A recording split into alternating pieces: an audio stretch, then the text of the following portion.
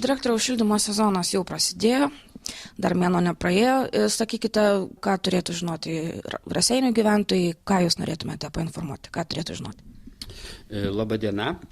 Taip, šildymo sezonas jau prasidėjo, greitai turėsime jau ir visą mėnesį būtent šildymo sezono, tad tam tikros tendencijos jos ryškėja, kas būdinga šiam šildymo sezonui. Tad suprantama, pasinaudodamas progą, norėčiau kalbėti ir apie įmonės darbus, kurie įtakoja šilumos kainą bei kaštus vartotojams, bei kviesti ir mūsų pačius šilumos vartotojus, kad jie taipogi iš savo pusės darytų visus žingsnius, kurie taupo šilumo, to pačiu ir sąnaudą šildymui. Tad nežiūrinti tai, kad šiam šildymo sezonui būdingas labai toks radikalus malkinės medienos ir iš jos išplaukiančių visų kuro rūšių brangimas, įmonė daro visus reikalingus veiksmus, kad šilumos kainos augimas būtų kuo mažesnis. Jis juntamas, bet mūsų galva yra ribose, kurios yra objektyvios. Šiai dienai mes turime brangimą nuo Liepos mėnesio, kuomet mes turėjome mažiausią kainą, apie 5,6%.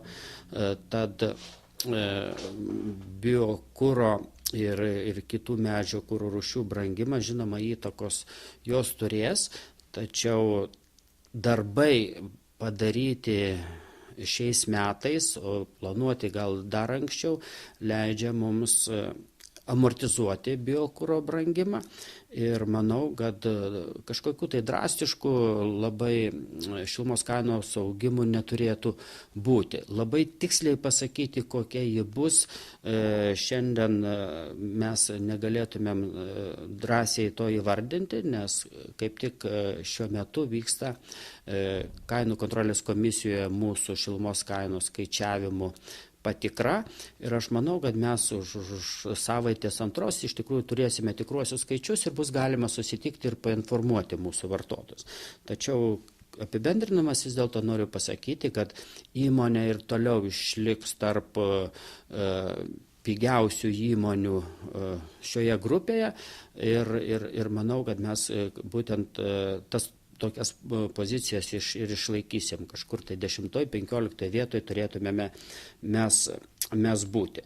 Dabar tai būtų įmonės darbai, įmonės situacija prieš šį ir prasidėjo šiam šildymo sezonui.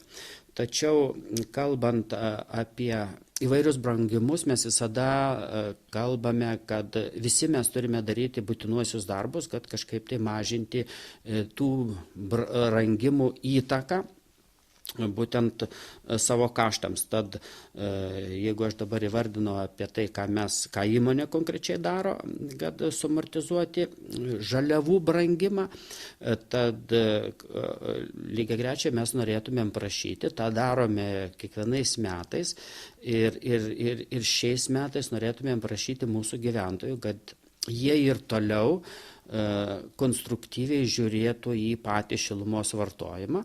Tai konkrečiai nuo jų labai priklauso, kiek jie mokės už šilumą, nuo jų būtent vartojimo elgsenos ir vartojimo kultūros.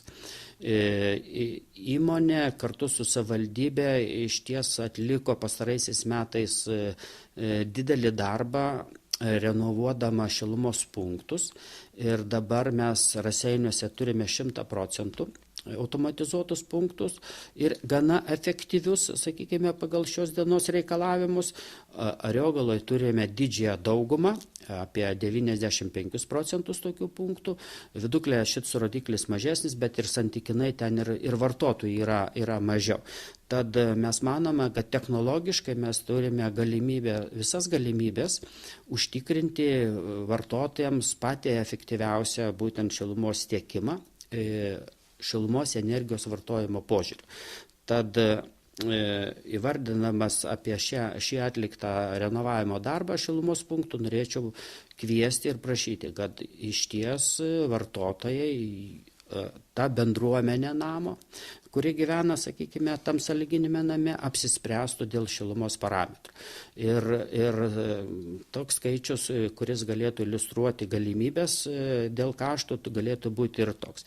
1 laipsnis patalpose temperatūros pakelimas arba sumažinimas apsprendžia nuo 4 iki 7% vartojimų. Tad tai galima labai lengvai susiskaičiuoti. 18 laipsnių vidutinė temperatūra pastate ir 19 apsprendžia būtent tokį pokytį ir išlaidose. Ir nuo to, kaip susitarė gyventojai, taip galima būtent reguliuoti ir patį vartojimą ir, žinoma, pinigėlius už šildymą.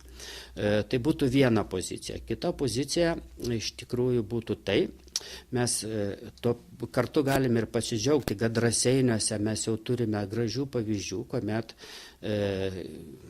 daugiabučių namų bendruomenės apsisprendžia ir susitvarko savo laiptines ir pusrūsius. Ir iš ties tokių mes namų turime ir Pieninės gatvės namuose, ir Vaižganto, ir Vinco Grybo, ir Ateities, kur laiptinių langai yra jau pakeisti, senieji langai pakeisti būtent plastikiniais, gerai sandarinančiais patalpą. Taipogi mes matome jau gražių pavyzdžių, kada yra keičiami senieji, o kartais net iš vis net nebuvę langai pusrūsiuose. Paprasčiausiai būdavo grotelės be jokio lango, sandarinimo, stiklo ir panašiai. Tai vėlgi yra žingsniai, kurie labai reikšmingai gali taupyti pastate šilumą. Taipogi vėlgi norėčiau pasiremti skaičiais. Yra paskaičiuota ir teoriškai, ir empiriškai, kad laiptinės langų, senų nesandarių langų pakeitimas į sandarius, į plastikinius, gali sutaupyti nuo bendro suvartojimo pastato iki 5%. Tai jau mes turėtumėm antrą skaičių 5, prie pirmojo mano įvardinto ten nuo 4 iki 7, dabar dar 5 vidutiniškai, jau galėtumėm kalbėti apie 10% žodžių taupimą. Ir būtent pastato pusrūsių langų pakeitimas, aš manau, taipogi galėtų taupyti irgi iki tiek pat. Vadinasi, mes turime tokį potencialą su mažiausiam sąnaudom, sutvarkymo, čia net ne renovavimas, bet namo sutvarkymo galima kalbėti apie 15-20% sąnaudų sumažinimą.